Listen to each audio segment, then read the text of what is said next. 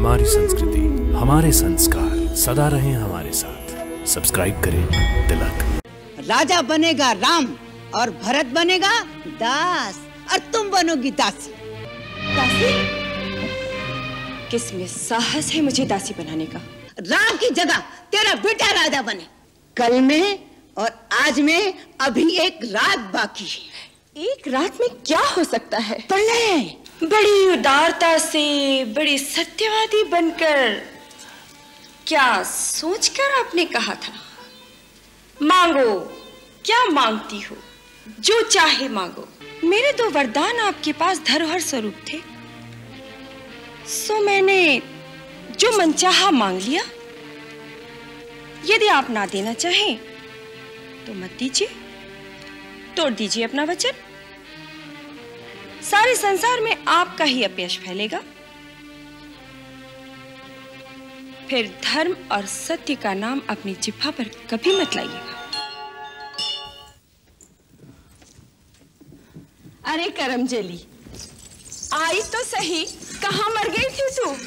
देख, तेरे लिए कितना बहुमूल्य हार मैंने सबसे पहले निकाल कर रखा था। ला, मैं स्वयं इसे अपने हाथों तुझे पहना दूं। मेरी मंथरा माई। मारा गले में मत डालो रानी, गला काट कर फेंक दो, जिससे तुम्हारे बुरे दिन अपनी आंखों से न देखूं। चुप रह, न जानी क्या बकबक करती है। बुरे दिन आए मेरे बैरियों के। क्या मंथरा, तेरी ये दशा क्यों हो रही है? क्या हुआ है तुझे? तेरी ये दशा देखकर तो मुझे सचमुच आशंका होने लगी है। राम तीनों भाइयों सहित और महाराज कुशल से तो है ना? सब कुशल से है, तुम्हारी कुशल नहीं दिखाई देती।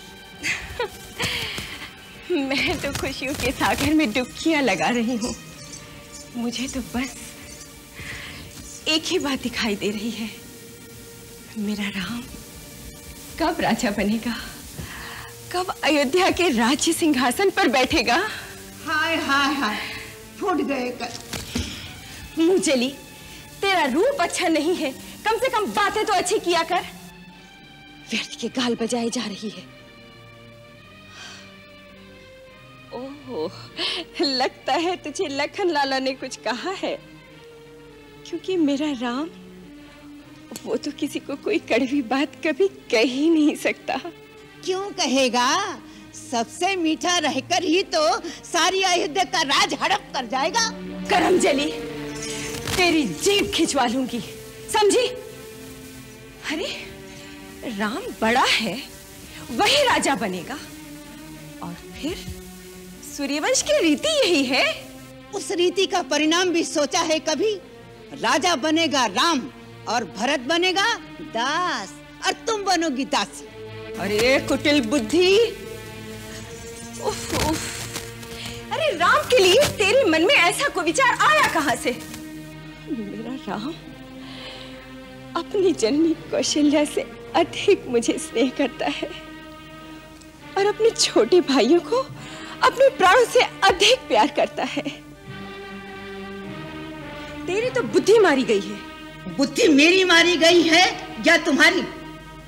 रानी, वो दिन भूल जाओ जब राम तुम्हारे स्नेह का स्वांग करता था, भरत को प्राणों से ज्यादा प्यार का ढोंग बताता था। अब तो भरत के प्राणों की चिंता करो। भरत राम के रास्ते का कांटा है, उसको हटाने के लिए ना जाने राम कैसे कैसे षड्यंत्र रचेगा। हे प्रभु, मेरे भरत की रक्षा करो, मेरे भरत की रक्षा करो प्रभु। मेरे भरत की रक्षा करो। मंथरा, चुप हो जा, चुप हो जा। ये कैसा विष घोल रही है मंथरा? तू ये कैसा विष घोल रही है? विष और अमृत की पहचान तुझे होती तो आज ये दिन ना आता। तू समझती रही कि राजा तेरा गुलाम है, पर उस कपटी के मन का कपट नहीं देखा तूने। पहले तो भरत को ननियाल भिजवा दी और फिर राम के राज तिलक की तैयारी चटपट कर डाली। नहीं मंथरा, नहीं, जा चली जा यहाँ से। इस प्रकार मुझे मत बहका। इतने बड़े कुचक्र ऐसे घोर षड्यंत्र की मैं कल्पना भी नहीं कर सकती। ऐसी कुटिल कुमति तुझ में किसने भर दी है? ऐसा व्यर्थ का प्रलाप मत कर मंथरा, मत कर। एक बात बता, इस तरह से आग लगाने में तेरा क्या लाभ होगा? मेरा लाभ? संसार में सभी स्वार्थी नहीं होते, हितैषी भी होते हैं। मैंने बचपन से तुम्हें गोद में पाला है, एक कोमल फूल के समान संभाल संभाल के रखा है। उस फूल को कोई पत्थर पे रख के पांव से कुचलने लगे तो मेरा कलेजा नहीं फटेगा क्या? इसी दुख के मारे कह रही हूं, मेरा क्या? तेरा पुत्र राजा बने या कौशल्या का, मैं तो रानी बनने वाली नहीं है। पर तू राजा की चहेती रानी बनकर अकड़ रही है ना, तू दासी बन जाएगी, मेरी तरह दासी। दासी? किसमें साहस है मुझे दासी बनाने का? किसकी दासी बनूंगी मैं? अपनी सौत की। वो तुझसे अपने चरण धुलवाएगी। चरण? दीदी? नहीं, दीदी ऐसा कदापि नहीं कर सकती, कदापि नहीं। दीदी? जिसे तू दीदी दीदी कह रही है, उस नागिन ने एक ही डंक ऐसा मारा, जिस राजा को तू जीवन भर नाच नचाती रही, उसी के हाथों तेरा सर्वनाश करा डाला।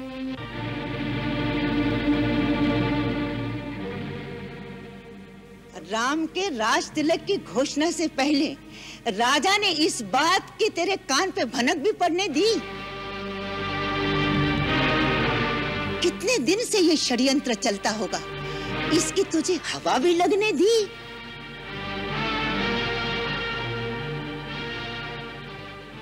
मेरी भोली रानी, तू सौत का विष नहीं जानती। सौत मिट्टी की भी हो, वो भी जहरीली नागन होती है। कभी कभी कोई स्वार्थ हृदय में ऐसी अगन लगाए,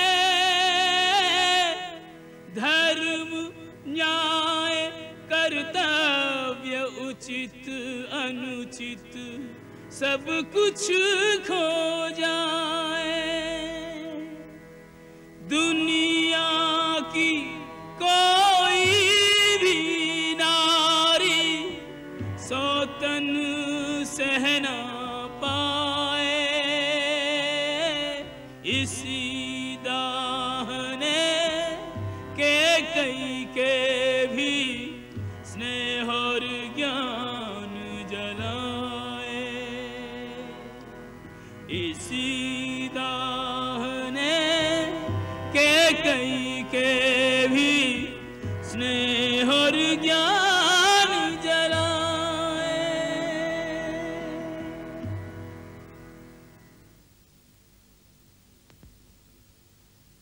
नहीं, मैं किसी की दासी नहीं बनूंगी। सौत की दासी बनने से पहले मैं विषपान करके मर जाऊंगी, लेकिन किसी की दासी नहीं बनूंगी, कदापि नहीं। मरने की क्यों सोचती है मूर्ख? जीतने की सोच। ये सोच कि सौत की जीती हुई बाजू कैसी पलट जाए, राम की जगह तेरा बेटा राजा बने। मंथरा, अब ये झूठे सपने क्यों दिखा रही है? कल भोर होते ही राम राजा बन जाएगा। कल में और आज में अभी एक रात बाकी है। एक रात में क्या हो सकता है? प्रलय। प्रलय? प्रलय तो एक क्षण में होती है, हमारे पास तो रात बाकी है। अगर तुमने ठीक पासा फेंका तो जीत हमारी है। मेरी तो बुद्धि चकरा गई है मंथरा, मेरा तो सर्वनाश हो गया है। मेरे कुछ समझ में नहीं आ रहा है, मैं क्या करूं? इस समय तो तू ही सब कुछ है मंथरा। तेरे से बढ़कर संसार में मेरा कोई दूसरा हितैषी नहीं इस समय। तू जो रास्ता बताएगी मैं उसी रास्ते पे चलूंगी। रास्ता भी मैं ही बताऊं? और कौन बताएगा? तो सुन, महाराज के तुम्हारे पास 2 वर बाकी हैं। वरदान? क्यों भूल गई? तुमने तो ये कहानी सुनाई थी। देवता और असुरा में युद्ध हुआ था। तब महाराज उस युद्ध में इंद्र की सहायता करने के लिए गए थे। तुम भी साथ थी। हाँ हाँ, उस युद्ध में महाराज बुरी तरह जख्मी हुए और वहीं मूर्छित हो गए।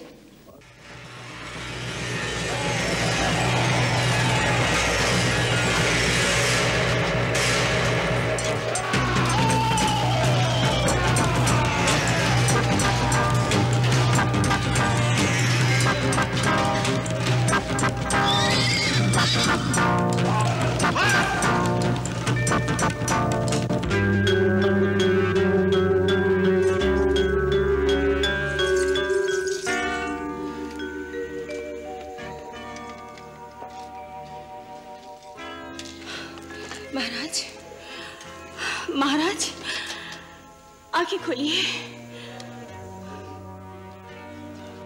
तब तुम रथ को वहां से बड़ी कुशलता से निकाल कर लाई थी और महाराज के प्राण बचाए थे। राजा के शरीर में लगे हुए तीर तुमने निकाले थे और उनके प्राणों की रक्षा की थी। और तब राजा ने प्रसन्न होकर कहा, मेरी रानी, मैं तुम्हें 2 वरदान देता हूँ, मांग लो क्या मांगना है। तुमने कहा था फिर कभी मांग लूंगी। वो 2 वरदान मांगने का समय आ गया है, जिससे अपना काम बन जाएगा। अच्छा? तुम्हारी पहली मांग रहेगी राम के जगह भरत का राज तिलक। वाह मंथरा, वाह, तेरे मुंह में घी शक्कर। और दूसरे में राम को 14 वर्ष का वनवास। राम को वनवास? परंतु राम को वनवास क्यों? पिघल गई ना। मंथरा, रूठ मत, मैं तो बड़ी नासमझ हूँ। मुझे समझाकर कहना, अवश्य ही इसमें कोई अच्छी बात होगी।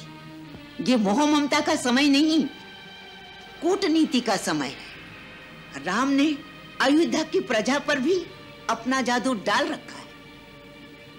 वो राम को लेकर विद्रोह कर सकते हैं। उस प्रजा को अपने वश में करने के लिए कुछ वर्ष लगेंगे कि नहीं? बोल, लगेंगे ना? 14 वर्ष में भरत राम की जगह अवध में अपना सिक्का जमा लेगा। बस बुला महाराज को इसी समय, बदल दे समय के धारा को, जीत ले बाजी।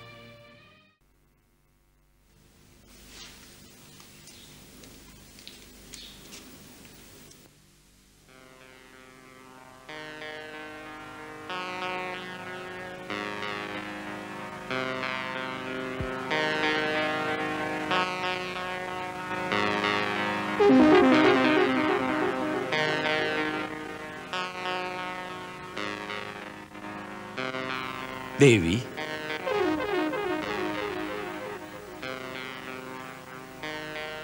देवी कैकेयी,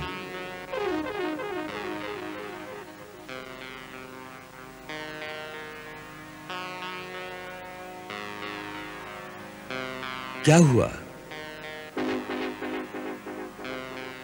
बताओ, क्या बात है?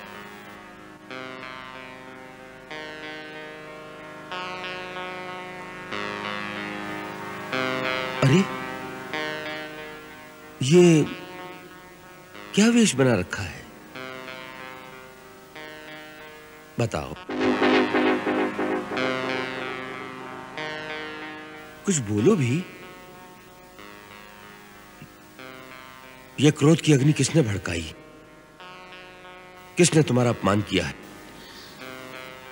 ऐसा कौन है जिसकी मृत्यु उसे बुला रही है?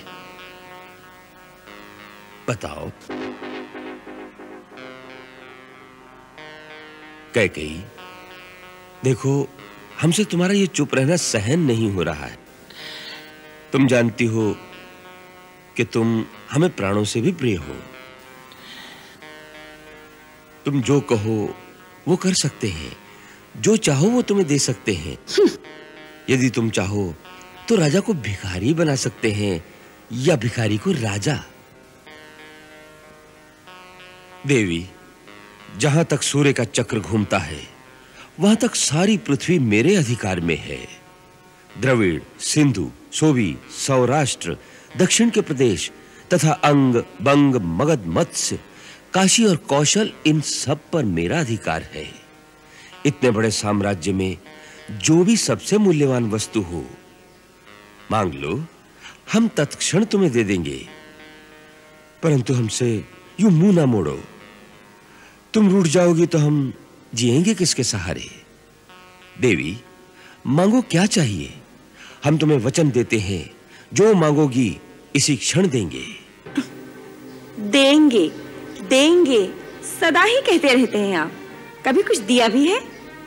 आज नए वचनों को लेकर आ गए। अभी तक तो आपने पुराने वचन पूरे नहीं किए। मैं इन नए वचनों को लेकर क्या करूंगी?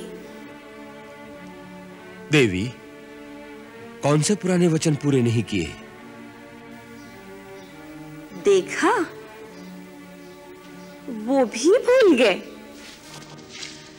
महाराज, जब देवासुर संग्राम हुआ था, आप देवराज इंद्र की सहायता के लिए गए थे। असुर शंबर के साथ वहां जो युद्ध हुआ था, उस समय मैं आपके रथ की सारथी बनी थी। याद है या वो भी भूल गए? हाँ हाँ, याद है। ऐसी कुशलता से तुमने युद्ध भूमि में रथ चलाया था कि बड़े-बड़े योद्धा चकित रह गए। और उस युद्ध में जब आप बर्छी लगने से घायल होकर मूर्छित हो गए थे, यदि मैं उस समय शत्रुओं के बीच में से रथ निकाल कर ना ले जाती तो आपके प्राण ना बचते। मैं रथ को एक निर्जन स्थान पर ले गई, वहां आपकी सेवा शुश्रूषा की। उससे आपकी मूर्छा भंग हुई, आपके प्राण बचे और आपको नया जीवन मिला था। याद है ना? याद है, सब याद है। उस दिन से हम अपने प्राणों को तुम्हारी ही धरोहर मानते हैं। जब चाहो तुम पर अपने प्राण न्यौछावर कर देंगे। आपके प्राणों को लेकर मैं क्या करूंगी? मैं तो केवल इतना याद दिलाना चाहती हूँ कि उस समय आपने कहा था, प्राण प्रिय, तुमने मेरी प्राण रक्षा की है। मैं तुम्हें 2 वरदान देता हूँ, मांगो, क्या मांगना चाहती हो? हाँ हाँ। किंतु मैंने कहा था, महाराज, मेरे ये दोनों वरदान अपने पास धरोहर स्वरूप रहने दीजिए। जब आवश्यकता होगी मांग लूंगी। हाँ, हमें आज ये आभास हो रहा है कि हमने उस समय कंजूसी की। तुमने जैसी वीरता दिखाई थी, उसके लिए 2 नहीं, तुम्हें 4 वर देने चाहिए थे। 4?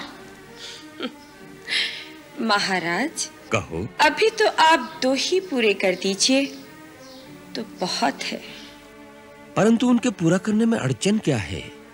तुम अभी मांगो, हम प्रतिज्ञा करते हैं कि जो मांगोगी तत्काल उसे पूरा कर देंगे।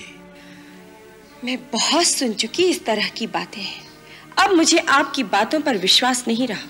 देवी, एक रघुवंशी की बात का भरोसा नहीं?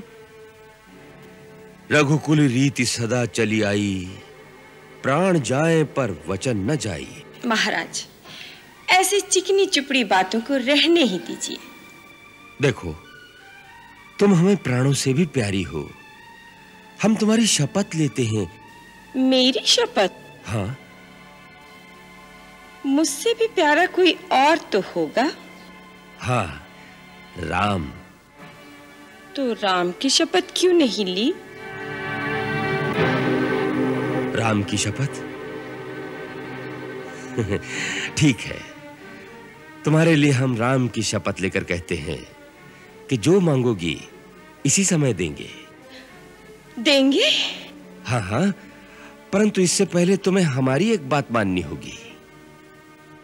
क्या? पहले ये भयंकर वेश उतारो, कोप भवन से बाहर निकलो और अपनी वही मोहिनी छवि हमें दिखाओ जिसे देखकर हमारी दशा वही होती है जो चंद्र को देखकर चकोर की होती है। लेकिन आप मेरी पूरी बात तो सुन लीजिए। कहीं अब तो हम राम की शपथ ले चुके हैं। उठो, एक बार उसी मोहिनी मूर्ति के दर्शन करा दो। तुम्हारे दोनों वर तत्काल पूरे हो जाएंगे। हाँ।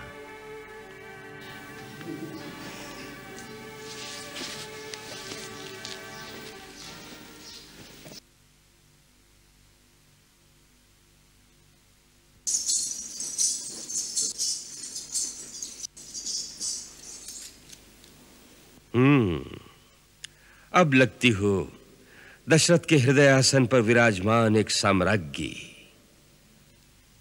आओ, बैठो मेरे पास।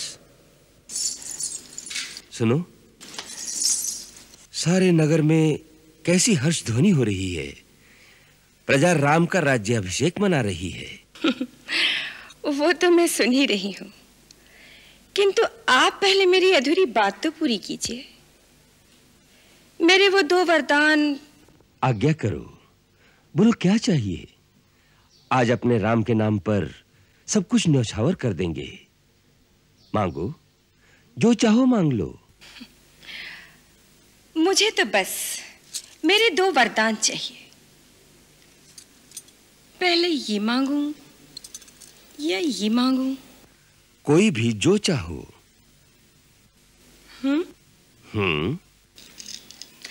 आप ही बताइए।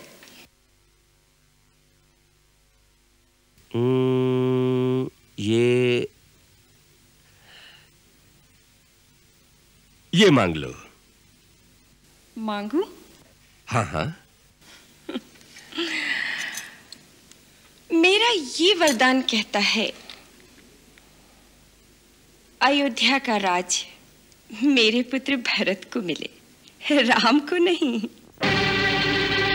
क्या? भरत को? हाँ महाराज, भरत को।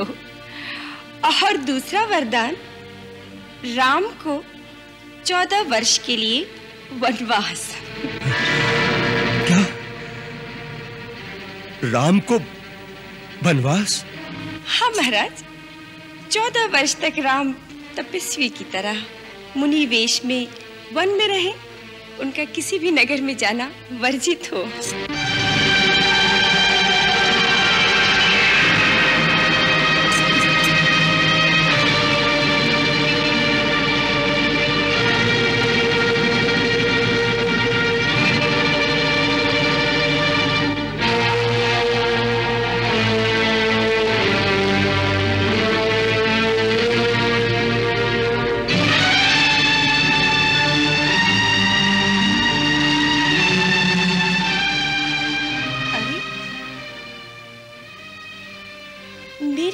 सुनकर आपको ये सन्निपात सा क्या हो गया?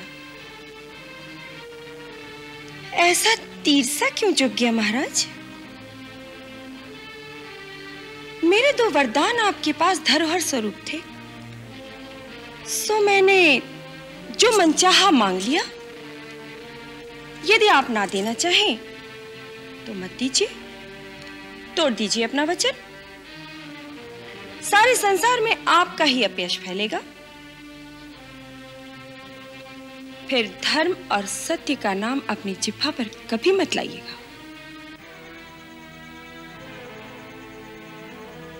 कह गई, जानती हो तुम क्या मांग रही हो? भली भांति जानती हूं महाराज, मैं क्या मांग रही हूं। नहीं नहीं, ये कैसे संभव हो सकता है? ये वर मैं कैसे दे सकता हूं?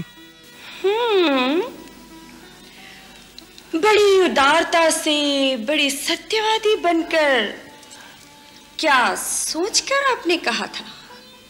मांगो, क्या मांगती हो, जो चाहे मांगो। क्या सोचा था आपने कि ये भोली भाली कैकेयी थोड़ा सा चना चबेना मांगेगी? अरे, मैं एक राजा की पुत्री हूं, एक राजा की धर्मपत्नी हूं। एक राज्य से भी भला कम क्या मांग सकती हूं? ये नहीं सोचा था आपने? सोचना चाहिए था, पर सोचा नहीं। इसमें तुम्हारा दोष नहीं, क्योंकि मैंने ही तुम्हारे असली रूप को नहीं पहचाना। मैं जिसे एक हीरे का हार समझकर गले से लिपटाए फिर रहा था, वो एक नागिन निकली।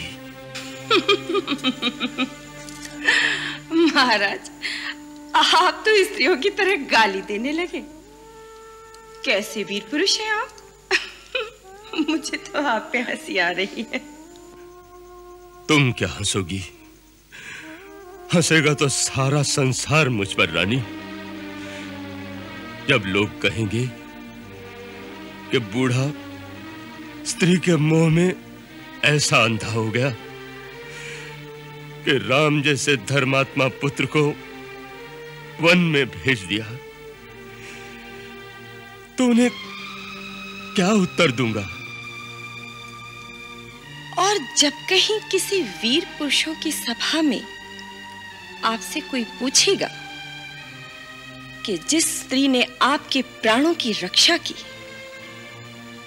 जिसके आप ऋणी थे, जिसे आपने अपने धर्म की शपथ लेकर वचन दिया था, जब उस बिचारी ने आपसे उन वचनों को पूरा करने के लिए कहा, तब आपने अपने वचन से कायरों की तरह मुंह फेर लिया और हारे हुए जुआरी की तरह तिलमिला उठे। तब आप क्या उत्तर देंगे महाराज?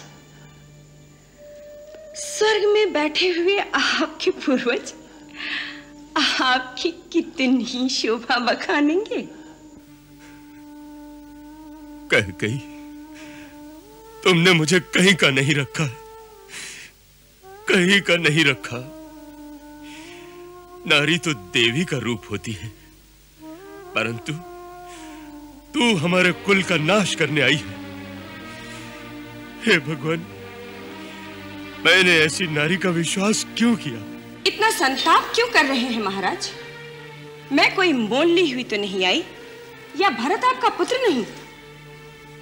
ठीक है, अब मुझे पूरा विश्वास हो गया कि आप अपना वचन पूरा नहीं करना चाहते। कान खोलकर सुन लीजिए, राम के अभिषेक से पहले आपको मेरी चिता को अग्नि देनी होगी। आज अयोध्या के राजद्वार से राम या तो वन जाएगा या कैकेयी की अर्थी निकलेगी, क्योंकि ऐसे अधर्मी वचन भंग करने वाले का पुरुष पति की पत्नी कहलाने से तो अच्छा है कि मैं अपने प्राण त्याग दूं। ऐसे कठोर वचन मुंह से ना निकालो प्रिय। किसने तुम्हारे मन में ऐसी दुर्भावना पैदा कर दी? किसने हमारे प्रेम और विश्वास में यह विष घोला है? भरत और राम तो मेरी दो आंखें हैं।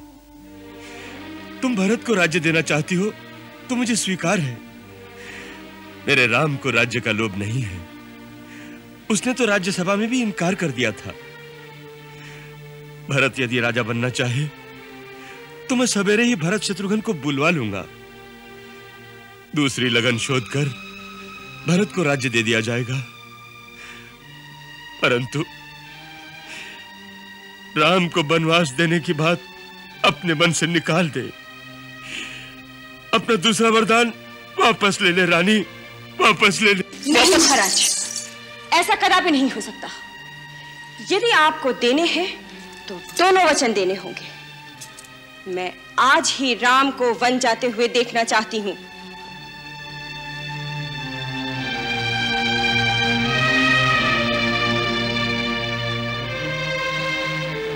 रानी, तू मेरा मस्तक मांग ले, मैं अभी तेरे चरणों में डाल दूंगा। किंतु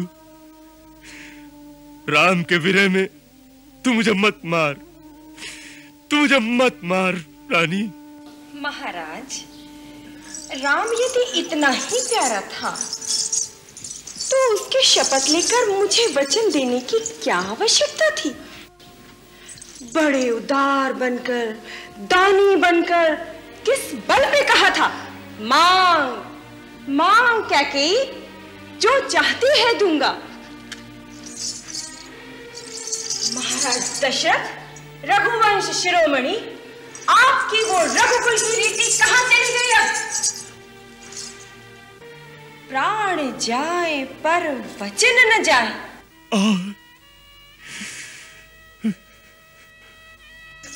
क्या वो झूठा थोथा प्रलाप था? अनर्गल बातें थी? वो सब मिथ्या थी, झूठ था, या आपका रचाया हुआ प्रपंच था? उत्तर दीजिए।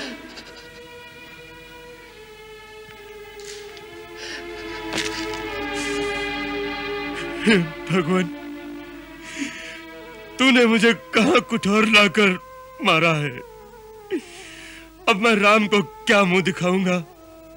किस मुंह से कहूंगा कि राम, तू अब राज्य का अधिकारी नहीं रहा? हे राम,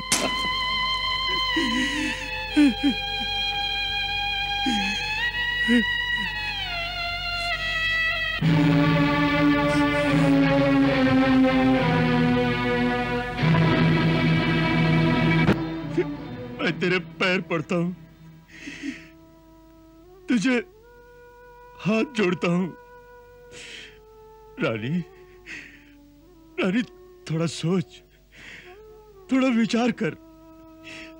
तेरे मन की ममता, नारी हृदय की कोमलता कहां गई?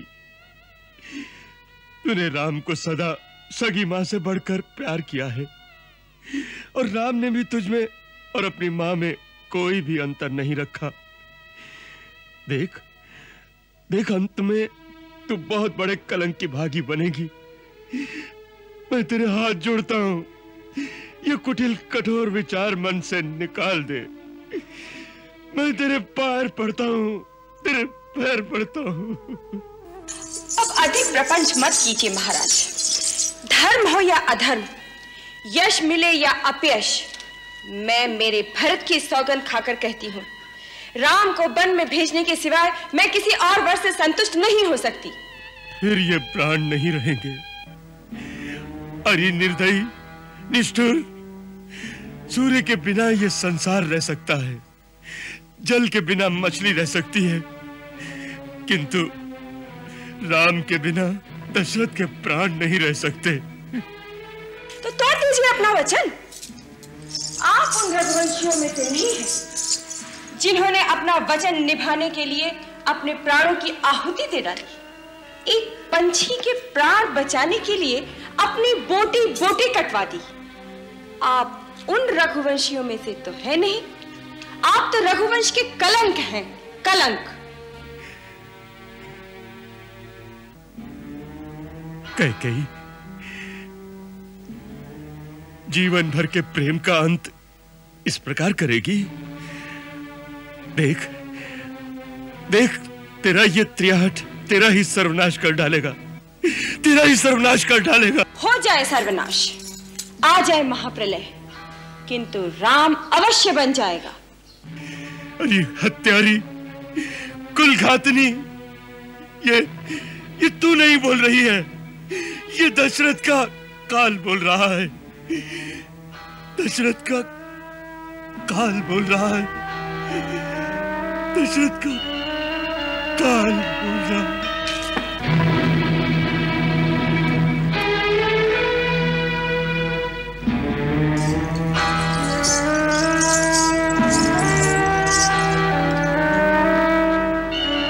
फिर मूर्छित हो गए। तुम कहते हो तो मैं बता देती हूँ। तुम्हारे पिताश्री ने मुझे 2 वर दिए थे और कहा था, जब जी चाहे मांग लेना। आज मैंने अपने वो दोनों वर मांग लिए। अब यदि वो मेरे वर मानते हैं तो पुत्र का मोह रास्ते में आता है, यदि नहीं मानते तो धर्म और सत्य पर कलंक लगता है। ये बेचारे इसी धर्म संकट में पड़ गए हैं। तुम्हारे संकोचवश तुमसे कह नहीं पा रहे। वो दोनों वर क्या है माता? पहला ये है कि तुम्हारी जगह भरत का राज्याभिषेक हो, और दूसरा ये कि तुम मुनि वेश धारण करके 14 वर्ष तक वन में रहो। बस इतनी सी बात पर इतना विवाद था? यह तो बड़ी प्रसन्नता की बात है मां कि मुझे माता और पिता दोनों के वचनों को पालन करने का ऐसा अवसर मिला जो किसी पुत्र को बड़े भाग्य से मिलता है। भरत को राज्य देने के लिए तो मुझे किसी की आज्ञा की आवश्यकता नहीं। उस जैसे भाई को तो मैं राज्य स्वयं प्रसन्नता से दे दूंगा। रहा वनगमन, तो लगता है मेरे कोई पुण्य जाग उठे जो आपकी आज्ञा से मुझे वहां जाने का अवसर मिल रहा है जहां ऐसे ऐसे महान ऋषियों और मुनियों के दर्शन कर सकूंगा जिनका तेज तीनों लोगों को प्रकाशित कर सकता है। मां, मेरा तो चारों ओर से कल्याण हो गया। पिता की आज्ञा का पालन, मां की इच्छा का अनुकरण, छोटे भाई का राज्याभिषेक और मुनि दर्शन से मेरा कल्याण। पिताश्री, मैंने आपका मनोरथ जान लिया है। अब आपको अपने श्रीमुख से आज्ञा देने की भी आवश्यकता नहीं, क्योंकि पुत्र वही बड़भागी होता है जो पिता का मनोरथ जान लेने से ही उस पर आचरण कर सके। परंतु मुझे दुख इस बात का है कि केवल इतनी सी बात के लिए आपने अपने मन को इतनी भारी पीड़ा पहुंचाई। इसका अर्थ है कि आपको मुझ पर पूर्ण विश्वास नहीं, या आपको मेरे सेवक धर्म पर शंका है। पिताश्री, मुझे आशीर्वाद दीजिए कि मैं अपने आचरण से फिर आपका पूर्ण विश्वास पा सकूं। अब आप प्रसन्न चित्त से मुझे वन जाने की आज्ञा दीजिए, ताकि मैं आपके वचनों की पूर्ति करके, आपके धर्म की रक्षा करके अपना जीवन धन्य कर लूं। मैं माता कौशल्या और माता सुमित्रा से आज्ञा लेकर वन जाने से पहले आपकी चरण वंदना के लिए अभी आता हूं। अच्छा मां, मुझे अनुमति दीजिए।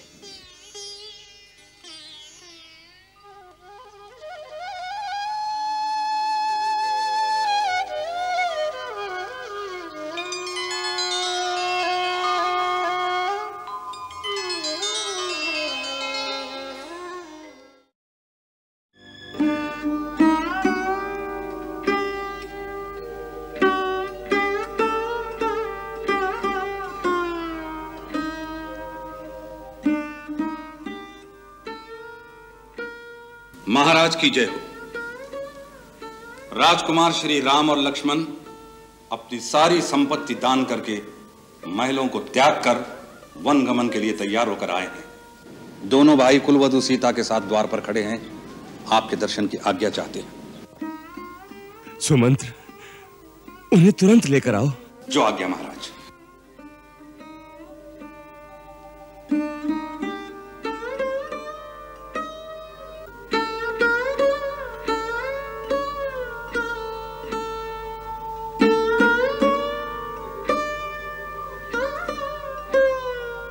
पिताश्री, मैं दंडकारण्य में जाने से पहले आपका आशीर्वाद लेने आया हूं।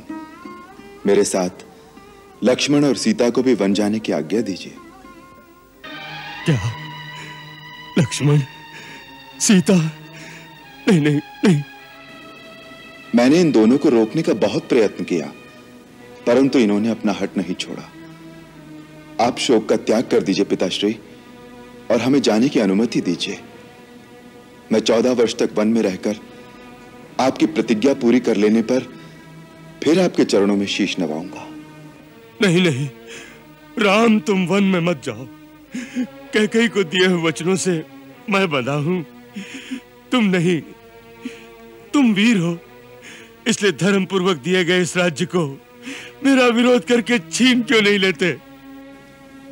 पिताश्री, मैं जानता था आप यही कहेंगे। मैं आपकी महानता को जानता हूं। आप अपने यश, अपनी कीर्ति, सारे जीवन की तपस्या और सत्कर्मों का इसलिए बलिदान कर देना चाहते हैं जिससे आपके पुत्र के साथ अन्याय ना हो। जिसका ऐसा महान पिता हो, उस पुत्र का भी तो यही कर्तव्य है कि वो अपने पिता की महानता पर आंच ना आने दे। यदि मुझे पित्राज्ञा उल्लंघन करने का पाप भी लगे तो भी मैं वो कार्य कदापि नहीं करूंगा जिससे आपकी विमल कीर्ति को धब्बा लगे। तुम अपने पिता को सत्यवादी बनाना चाहते हो, उसके लिए तुम सब कुछ सहन कर सकते हो, परंतु मैं राजमहल में रहूं और तुम वन के दुख भोगो। नहीं वत्स, नहीं, मैं भी तुम्हारे साथ वन में चलूंगा। पिताश्री, आप ही ने तो कहा था कि राजा प्रजा की धरोहर होता है, इसलिए पुत्र मोह में अपनी प्रजा को निसहाय छोड़कर आप कैसे जा सकते हैं? आप मेरे दुख की चिंता न कीजिए। सुख और दुख तो केवल मन की स्थिति का नाम है। मैंने तो अपने मन को वन के सुखों की ओर आकर्षित कर भी लिया है। शास्त्र ने पिता को देवताओं का भी देवता माना है। आपको देवता मानकर मैं अपने वनगमन को आपकी पूजा समझता हूं। मुझे वनगमन की आज्ञा दीजिए, जिससे मैं समझूं कि आपने मेरी पूजा स्वीकार की। ओह, ये विधि की कैसी घोर विडंबना है। कैसे धर्म संकट में फंस गए दशरथ के प्राण। मैं जी भी नहीं सकता और मर भी नहीं सकता।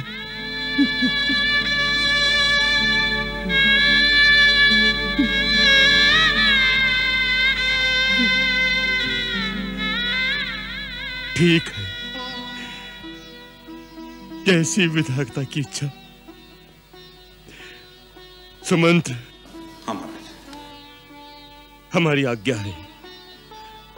चतुरांगणी सेना अंगरक्षक की भांति राम के पीछे पीछे वन में जाएगी।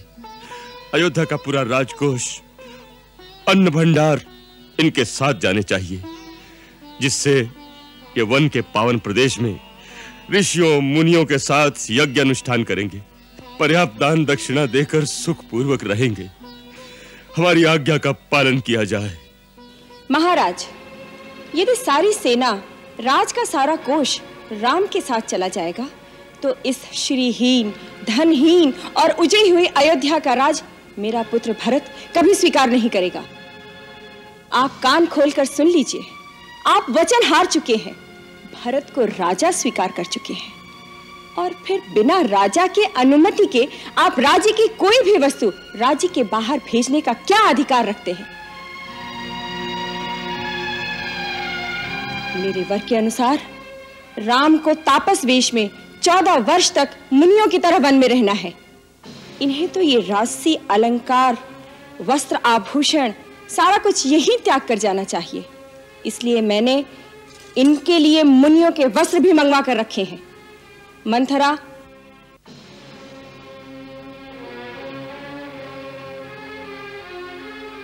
ये राम के लिए।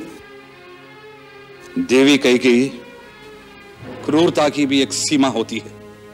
तुम्हारा यह आचरण देखकर मेरा भी मन करता है कि मैं अयोध्या और राज को त्याग कर श्री राम के साथ वन में चला जाऊं। तुमने जो अपने पति की दुर्गति कर रखी है, उसके फल स्वरूप न जाने तुम्हें क्या क्या नरक भोगने पड़ेंगे, परंतु शायद इसमें तुम्हारा दोष न हो, क्योंकि नीम के पत्ते निचोड़ने से शहद नहीं निकलता। तुम्हारी माता ने भी अपने पति के साथ तिरिया हट करके अपनी ही दुर्दशा कराई थी। आर्य सुमंत्र, अपनी मर्यादा में रहें तो अति उत्तम होगा। आर्य सुमंत्र, माता कैकेयी ठीक कह रही हैं। हमें यहीं से मुनिवेश में जाना चाहिए।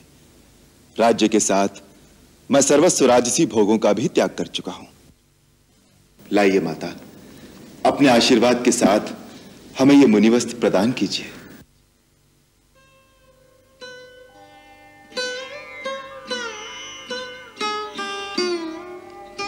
ये लक्ष्मण के लिए।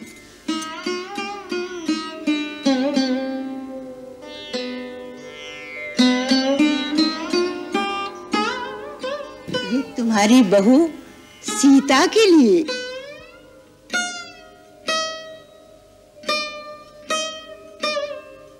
ठहरो देवी कैकेयी,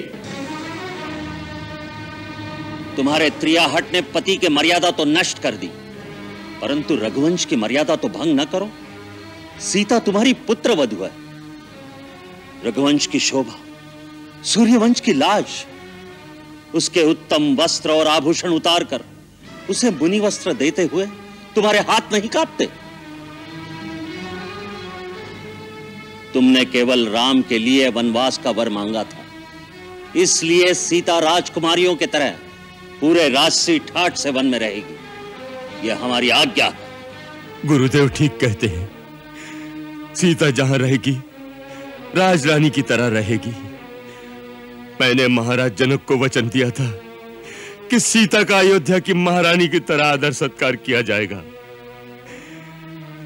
सीता पुत्री, तुम वन में भी एक महारानी की भांति ही रहोगी। क्षमा पितृदेव, क्षमा गुरुदेव। आप गुरुजनों से मेरा केवल इतना ही निवेदन है, जिसका पति तपस्वी वेश में रहेगा, उसकी पत्नी राजसी ठाट से जीवन बिताए, क्या उसको शोभा देगा? क्या ये स्त्री धर्म के अनुकूल है? क्या इससे मेरे पिता की शोभा बढ़ेगी या मेरे ससुराल के कुल का यश बढ़ेगा?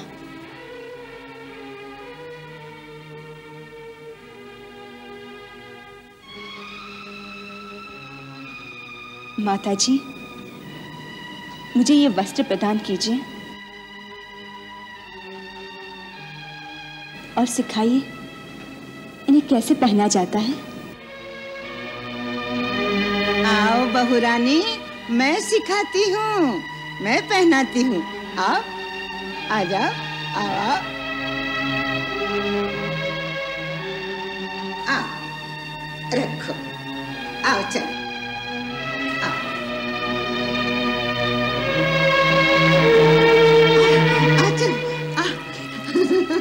ये वस्त्र तुझे बहुत पसंद है ना? हाँ, आ, मैं पहनाती हूँ। उतार दे ये वस्त्र, उतार दे ये आभूषण, चल निकाल, चल। नहीं सीते, तुम भले ही मुनि वस्त्र धारण करो, परंतु आभूषण नहीं उतारोगी।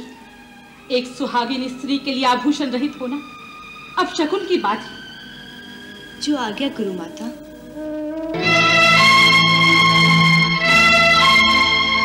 राम के बिना अयोध्या सूनी हो जाएगी, शमशान हो जाएगी। फिर उजड़ी हुई अयोध्या का राज देना अपने भरत को। हम यह अन्याय नहीं होने देंगे। नहीं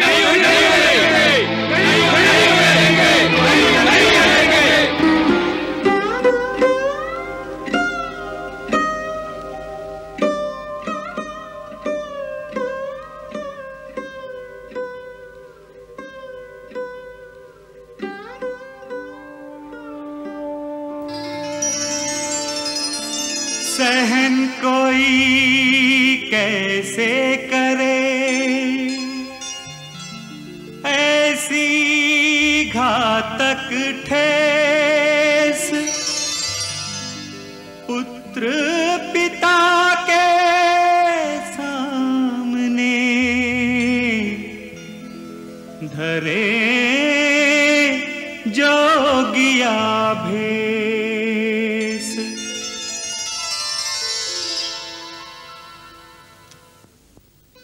नहीं, नहीं विधाता, ये दृश्य देखकर भी मेरे प्राण क्यों नहीं निकले? जानकी पुत्री, मैं तेरे हाथ जोड़ता हूं, तू वन में ना जा। मैं महाराज जनक को क्या मुंह दिखाऊंगा? मैं समझता हूं यह कैकेयी जैसी क्रूर सास हो, तू वहां नहीं रहना चाहती। तो मेरी लक्ष्मी, तू अपने पिता के घर चली जा। वन के असहनीय कष्ट तुझसे नहीं सहे जाएंगे मेरी बच्ची। तू वन में ना जा मेरी बच्ची, तू वन में ना जा। प्रभु, मेरे प्राण तो इनके साथ ही चले जाएंगे, फिर मेरे मृत शरीर को रखकर आप क्या करेंगे? पिताश्री, मुझ पे अनुग्रह कीजिए। पति चरणों की सेवा से मुझे वंचित न कीजिए।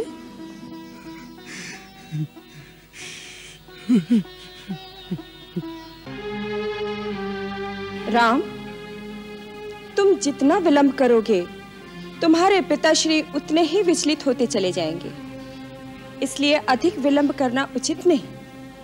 अब तुम शीघ्र ही वन के लिए प्रस्थान करो। हाँ माता, आप ठीक कहती हैं। मुझे आशीर्वाद दीजिए जिससे मैं आपके वचन का पालन करके आपको सुख दे सकूं। जीते रहो।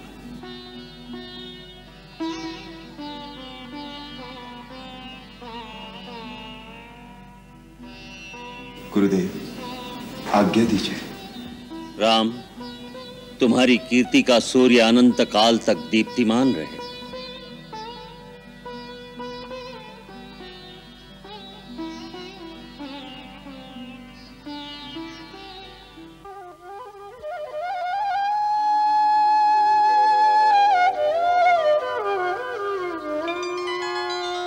पितृ परमेश्वर, हमें आशीर्वाद देकर विदा कीजिए। आशीर्वाद देने का भी अधिकारी नहीं रहा दशरथ।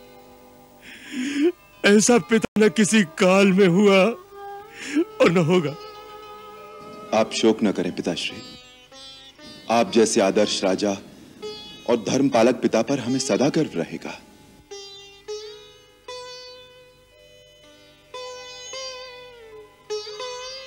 जाने से पहले एक निवेदन है आपके श्री चरणों में। मेरी माता देवी कौशल्या मेरे जाने से बहुत व्यथित हो रही हैं।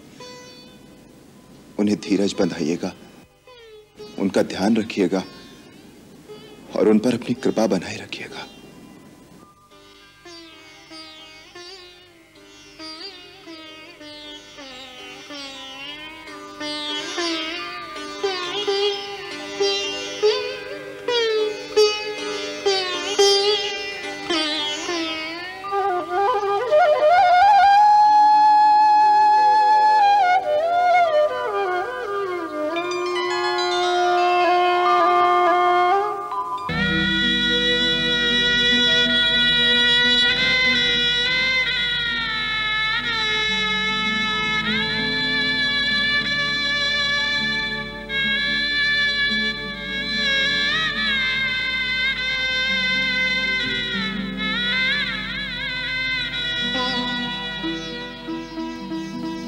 जीती रहो।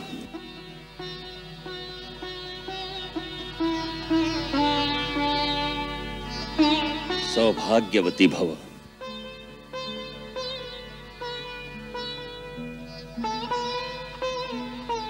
आओ चले।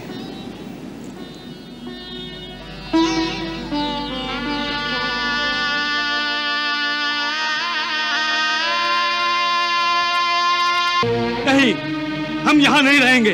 जहाँ आप रहेंगे वहीं हम रहेंगे। जहाँ आप रहेंगे वहीं हमारी राजधानी होगी और श्री रामचंद्र जी हमारे राजा होंगे और श्री रामचंद्र जी हमारे राजा हैं। बोलो श्री रामचंद्र की, बोलो श्री रामचंद्र की, बोलो श्री रामचंद्र की, बोलो श्री राम। राम जा रहा है, मेरा राम जा रहा है। मेरे राम को रोको, मेरे राम को रोको, मेरे राम को रोको, राम राम राम, मेरे राम को रोको, मेरे राम को रोको। बोलो श्री रामचंद्र की, बोलो श्री रामचंद्र की, बोलो श्री रामचंद्र की, बोलो श्री रामचंद्र की, बोलो श्री राम। मेरे राम को रोको। राम राम राम राम राम को रोको, राम राम को रोको, मेरे राम को रोको, मेरे राम को रोको, अरे राम को रोको तो सही, मेरे राम को रोको, रोको कोई।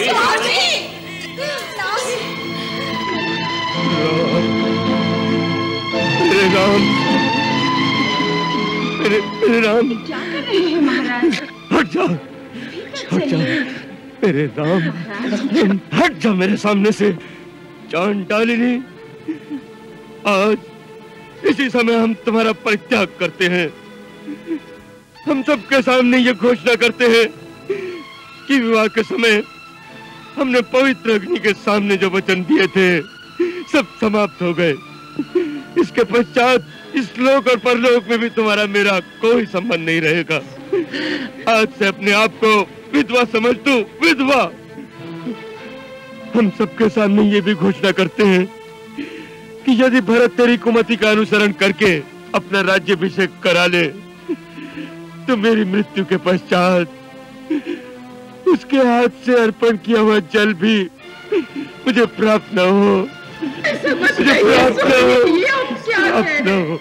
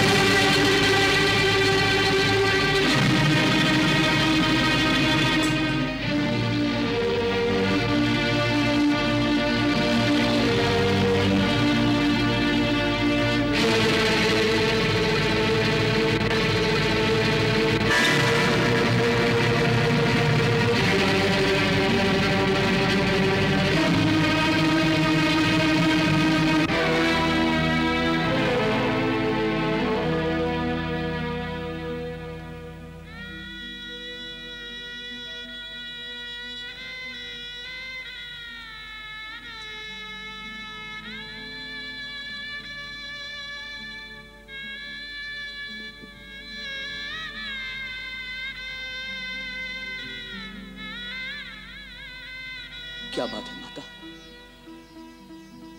ये आज कैसे वस्त्र पहने हैं?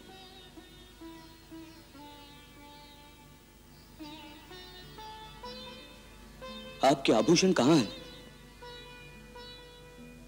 आपकी मांग में सिंदूर नहीं है। क्या हुआ मातेश्वरी? महाराज आपके कक्ष में भी नहीं है। ये पूरा राजमहल इतना सूना क्यों हो गया है? कहां है महाराज? कहां है मेरे पिताश्री? बताओ माता, कहां है पिताश्री? पुत्र, संसार में जो जन्म लेता है एक न एक दिन उसे संसार का त्याग भी करना पड़ता है। प्राण त्याग करने के बाद जो गति धर्मात्मा पुरुषों की होती है, जो परम धाम उन्हें मिलता है, तुम्हारे पिता भी उसी परम धाम को सिधार के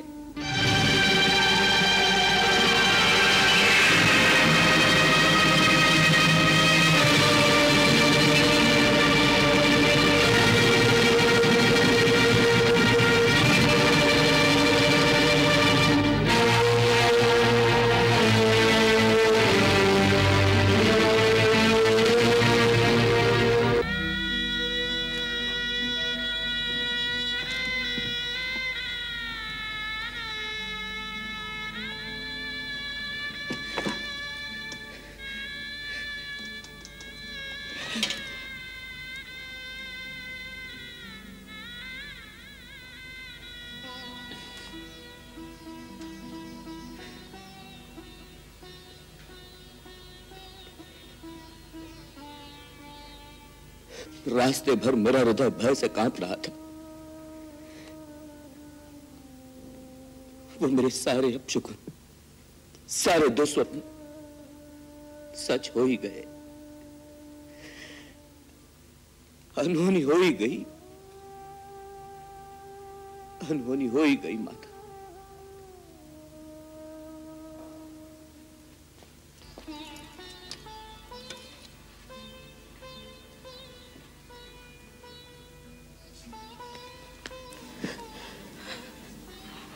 धीरज रखो मेरे लाल। तुम तो अपने पिता के समान धीर और वीर पुरुष हो। संसार में सभी प्राणियों को कभी न कभी इस नश्वर शरीर को त्यागना ही पड़ता है। ये भावी अटल है।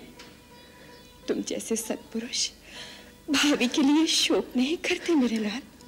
माँ, मैं कितना अभागा हूं माँ। अपने महान पिता के अंतिम दर्शन भी नहीं कर सका। पिताजी, पिताजी, आपने मेरी प्रतीक्षा भी नहीं की। जाने से पहले मुझे भैया राम के हाथों सौंप जाते। मां, उन्होंने जाने से पहले मुझे अवश्य पुकारा होगा। उस समय आप सब तो उनके पास थे, केवल मैं ही नहीं था। उन्होंने मुझे अवश्य याद किया होगा। बताओ मां, प्राण त्याग करते समय उनके अंतिम शब्द क्या थे? बताओ मां, बताओ उनके अंतिम शब्द क्या थे? वो अंतिम समय केवल राम को ही याद करते रहे, केवल राम को ही पुकारा। केवल राम भैया को ही पुकारा? तो क्या भैया राम भी उनके पास नहीं थे? नहीं। परंतु ऐसा क्या अकस्मात हो गया था जो भैया राम भी उनके पास नहीं पहुंच सके? आप तो उनके पास होंगी। नहीं, उन्होंने महारानी कौशल्या के कक्ष में ही अपने प्राण त्याग दिए थे। क्या? माता कौशल्या के ही कक्ष में प्राण त्याग दिए? उस वक्त भैया राम और लक्ष्मण कहां थे? वन में।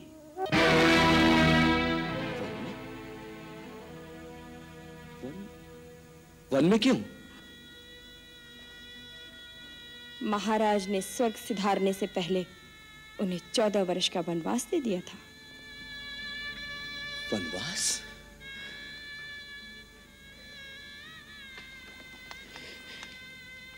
भैया राम को वनवास? नहीं, ऐसा कभी नहीं हो सकता। ये दंड तो भयंकर अपराधियों को दिया जाता है। मेरे राम भैया तो सत्य, धर्म और मर्यादा की मूर्ति है। फिर उन्हें यह दंड किस कारण दिया गया? बोलो माता, बोलो माता, क्या दोष था उनका? किसी का कोई दोष नहीं था भरत, केवल वचन पालने की बात थी। और तुम्हारे पिता ने एक सत्यनिष्ठ धर्मपरायण की तरह अपने वचन को पालन करने के लिए अपने प्राण न्यौछावर कर दिए। वचन? कौन सा वचन? किसे दिया था उन्होंने ये वचन?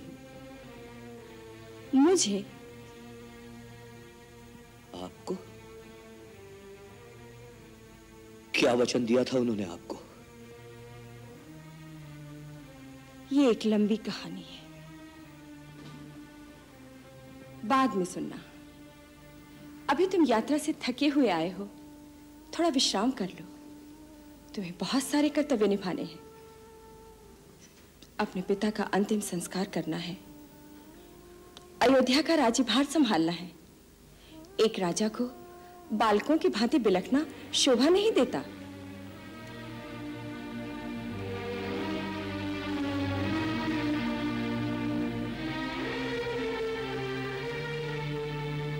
ये आंसू बहाने का समय नहीं है।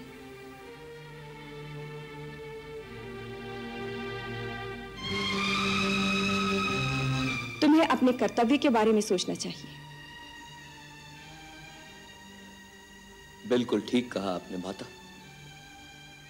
यह समय आंसू बहाने का नहीं है। मुझे तो ऐसा लग रहा है जैसे राजमहल में एक बहुत बड़ा षड्यंत्र रचा गया हो। किसी दुष्ट ने हमारे वंश का सर्वनाश करने के लिए हमारे सुख और शांति से भरे जीवन में विष घोल दिया है। मेरा पहला कर्तव्य तो यह बनता है कि उस षड्यंत्र की जड़ तक पहुंचकर उसे दंड दूं जिसने मेरे पिता की हत्या की है, जिसने मेरे भैया राम को देश निकाला दिया है। जिस पापी ने हमारे वंश पर ऐसा क्रूर आघात किया है, मैं उसे कभी जीवित नहीं छोड़ सकता, कभी जीवित नहीं छोड़ सकता। क्या तू उसे प्राण दंड देगा? अवश्य, चाहे वो स्वयं काल ही क्यों ना हो। तो तुझे वो दंड मुझे देना होगा।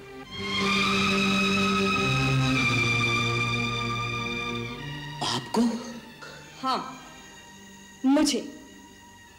मैंने ही महाराज से 2 वचन मांगे थे। महाराज ने मुझे 2 वर दिए थे। कहा था जब जी चाहे मांग लेना। इधर तेरे जाने के पश्चात कौशल्या के कहने से महाराज ने राम के राज्य अभिषेक के लिए निश्चय कर लिया। महारानी कौशल्या ने सोचा, कैकेयी का पुत्र भरत तो यहां है नहीं, अवसर का लाभ उठाकर अपने पुत्र को राजा क्यों न बना दे। किंतु मैंने ऐसा नहीं होने दिया। मेरे होते हुए तुझे इस राज्य से कोई भी वंचित नहीं कर सकता था। मैंने महाराज से अपने दोनों वर मांग लिए, तेरे लिए अयोध्या का राज्य और राम के लिए 14 वर्ष का वनवास।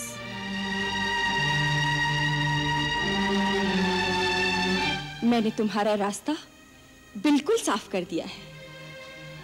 बेचारी मंथरा ने इस काम में मेरी पूरी सहायता की। उसी ने ये रास्ता सुझाया, उसी ने मेरी आंखें खोली और मैंने सारी बातें संभाल ली। राम के साथ सीता और लक्ष्मण बिना किसी आपत्ति के वन चले गए। सारा काम बड़ी सुगमता से हो गया था, किंतु विधाता ने बीच में थोड़ी सी उथल-पुथल कर दी। महाराज राम के विछोह में स्वर्ग सिधार गए।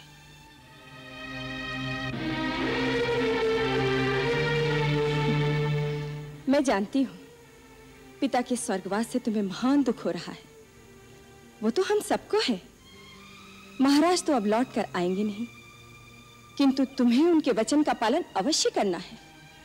उनके वचनानुसार तुम इस विशाल साम्राज्य के एक छत्र सम्राट हो। यह निष्कंटक राज्य तुम्हारा है। इसीलिए कहती हूं, अब धैर्य धरो और अपना राज्य सिंहासन संभालो राजन।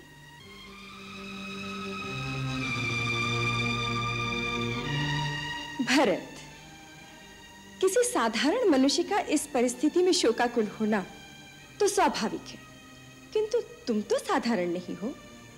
तुम तो सत्य प्रज्ञ हो, सदाचारी हो। तुम्हारी बुद्धि वेदों का अनुसरण करने वाली है। इस समय तुम्हें एक राजा का कर्तव्य निभाना है।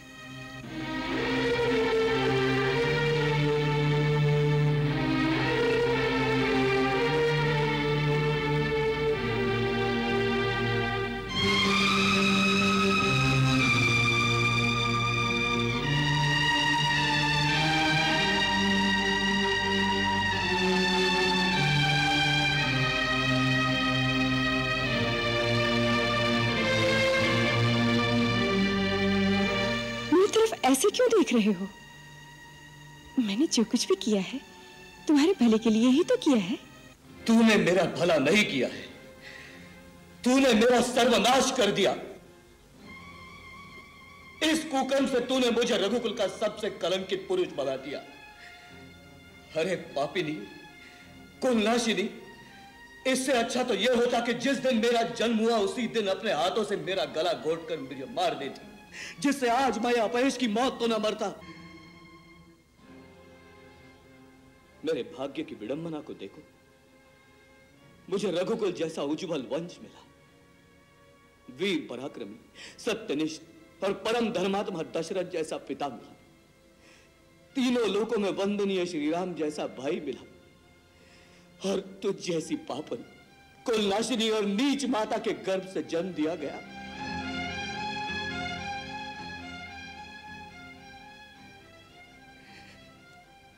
हे विधाता, इससे बड़ा परिहास तो किसी और के साथ क्या कर सकता है। अरे पापन, परम धर्मात्मा श्री राम को वन में भेजने की बात कहते हुए तुम्हारे जीवा के टुकड़े टुकड़े क्यों नहीं हो गए? तू भावना के आवेग में अपने भले की बात नहीं समझ रहा है। मूर्ख, अपने भाग्य को ठुकराना चाहता है। अरे मेरे भाग्य तो उसी दिन फूट गए जिस दिन मेरे श्री राम भैया वन को चले गए। वो श्री राम भैया जो तुम्हें अपनी माता से अधिक स्नेह करते थे, वो कौशल्या माता जो तुम्हें अपनी बहन से अधिक समझती थी, उनके इकलौते पुत्र को वन में भेजते हुए तुम्हारे आत्मा ने चीत्कार नहीं किया? तुम्हारा हृदय खंड खंड नहीं हो गया?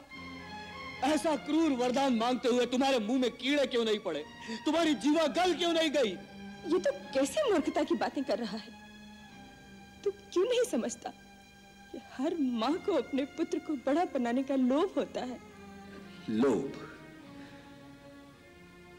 लोभ ही तो पाप की जड़ है। लोभ मनुष्य को तेरी तरह अंधा कर देता है, जिसे पाप और पुण्य में कोई भेद नहीं दिखाई देता। अरे श्री राम से मनुष्य तो क्या, पशु पक्षी भी प्यार करते हैं, लेकिन तू तो उनसे भी गिरी हुई निकली जिसने उन्हें घर से निकाल दिया। तू नारी नहीं, मानवता से गिरी कोई राक्षसी है, राक्षसी। भरत, मैंने जो कुछ भी किया तेरे लिए किया है। मैं तेरी माँ हूं भरत, तेरी माँ हूं।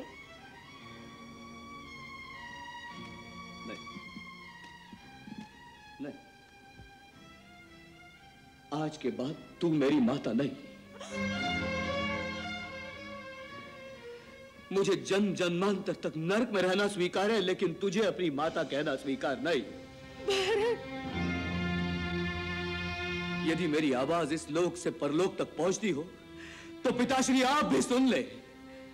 आज आपके इस अभागे बेटे भरत ने कैकेयी का त्याग कर दिया है ना। और पिताश्री, आप मुझे आशीर्वाद दें कि आपकी इच्छा अनुसार श्री राम को वन से लाकर अयोध्या के राज सिंहासन पर बिठा सकूं।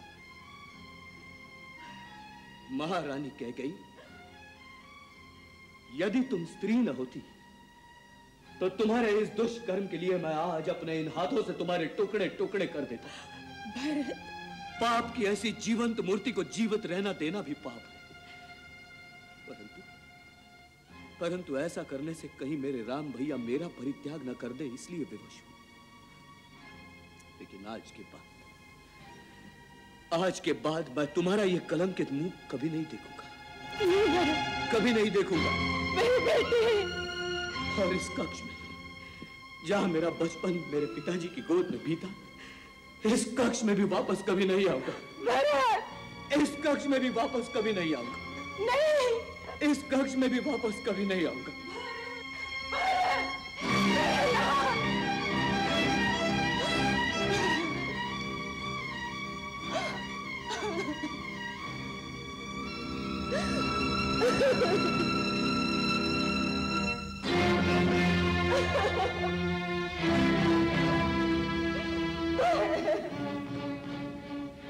मुझे क्षमा कर दे मेरे लाल।